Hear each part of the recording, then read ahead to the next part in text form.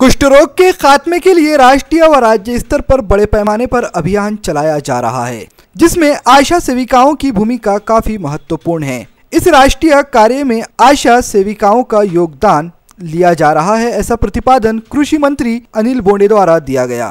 मोर्शी के तहसील कार्यालय में आयोजित राष्ट्रीय कुष्ठ रोग निर्मूलन मुहिम का शुभारंभ पालक मंत्री के हाथों किया गया। वह इस अवसर पर बोल रहे थे। साथ ही जिला शल्य चिकित्सक डॉक्टर श्याम सुंदर निकम, मोर्शी नगर अध्यक्ष अप्पा साहेब गेडाम, पंचायत समिति सभापति शंकर उइके आदि इस कार्यक्रम में उपस्थित थे।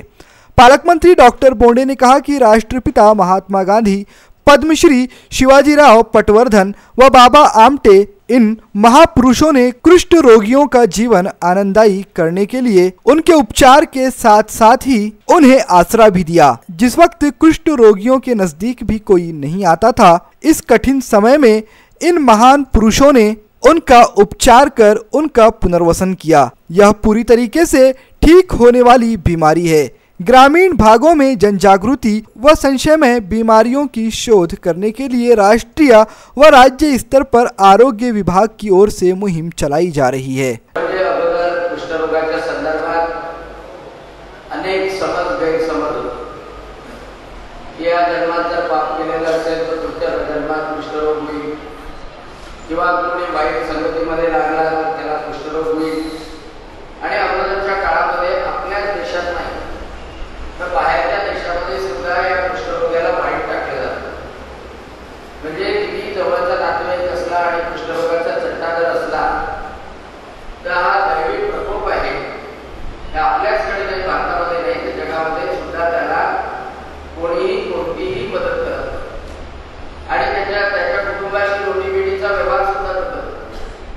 परंतु वैज्ञानिक प्रगती झाली आणि असं निश्चितपणे माहीत झालं की हा जर जीवाणूमुळे होणारा आजार आहे, मायक्रोबॅक्टेरियम लेप्रेमुळे होणारा आजार आहे आणि या जीवाणूवर जसं मायक्रोबॅक्टेरियम ट्युबरक्युलोसिसमुळे टीबी होतो त्याप्रमाणे हा कुष्ठरोग सुद्धा एका जंतूमुळे होतो।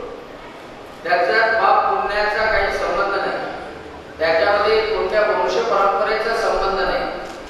हा संसर्गजन्य आजार आहे, पण एवढाही संसर्गजन्य नाही की त्या माणसाच्या सोबत राहिलं, त्या माणसाच्या सोबत त्याला हात मिळवला तर होईलच असंही नाही आणि अतिशय हळूहळू वाढणारा हा आजार आणि या आजारामध्ये जिसमें आशा सेविकाओं का योगदान काफी महत्वपूर्ण है। जिला में 13 से 27 सितंबर इस कालावधि में आशा सेविका, पुरुष स्वयं सेवक, इसी तरह आरोग्य कर्मचारियों की ओर से प्रत्येक गांव में जाकर स्त्री व पुरुषों की जांच व सर्वेक्षण किया जा रहा है। इस सर्वेक्षण के समय सभी स्त्री व पुरुषों ने किसी प्रकार के डर के बगैर अगर उनके जिस्म पर किसी प्रकार का कोई चट्टा, चर्म रोग के संदर्भ में कोई बीमारी अगर मौजूद हो तो निसंदेह बताएं। यह सभी प्रकार की जानकारी गोपनीय रखी जाती है, ऐसा प्रतिपादन